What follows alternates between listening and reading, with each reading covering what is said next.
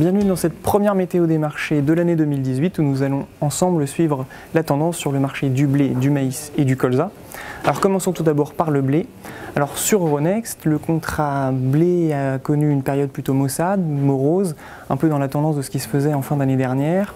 Le contrat a perdu jusqu'à son plus bas 5,50 € pour atteindre les 154,50 €.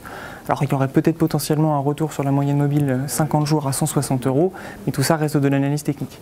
Alors qu'est-ce qui explique ce mouvement? Il faut savoir qu'il y a eu un rapport USDA le 12 janvier où les anticipations des surfaces qui étaient prévues à la baisse par les opérateurs étaient en fait en hausse, ce qui a énormément pénalisé le marché.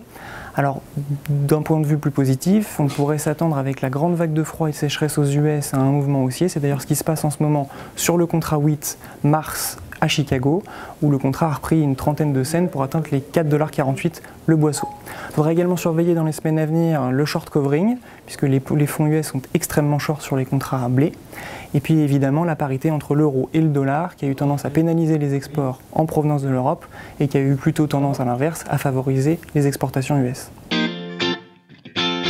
Pour ce qui est du maïs, il faut savoir que la météo est tout aussi morose que pour le blé. Depuis notre dernière météo des marchés de la mi-décembre, le contrat mars sur Euronext a perdu 6,15 € et le plus bas a été atteint vendredi à 150,50 €. Alors les nouvelles sont baissières notamment du point de vue de l'USDA et son rapport du 12 janvier, puisque la production et le rendement sont ressortis en hausse. A l'inverse, la consommation animale aux USA et la production d'éthanol, dont nous vous avions déjà parlé la fois dernière, sont revenus en baisse.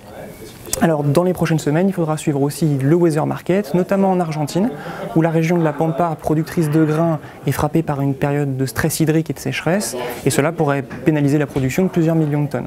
Moralité, le contrat à Chicago sur les CBOT a tendance à évoluer dans un canal qui se situe entre 3,50 $ et 3,60 $ le boisseau, et il faudra suivre dans les prochaines semaines si on arrive à en sortir par le haut.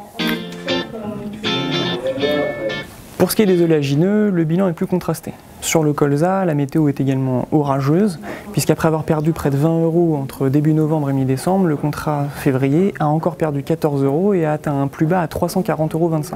Alors cela vient à la fois de l'euro très fort face au dollar qui a tendance à rendre plus compétitifs les origines pays tiers, mais aussi de la pression baissière des huiles, que ce soit en Malaisie ou à Chicago, car il faut savoir évidemment que le colza est une graine très riche en huile.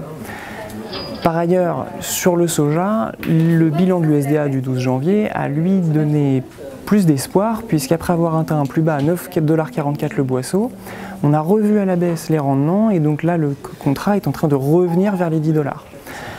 Pour l'Europe, il faudra suivre notamment les marges de trituration, car il faut savoir que les contrats sur l'huile de colza qui s'échangent à Rotterdam se déprécient plus vite relativement que la graine sur Euronext, et cela veut dire que les marges de trituration baissent et deviennent de moins en moins bonnes. Et cette dynamique est extrêmement négative et peut peser encore sur les cours.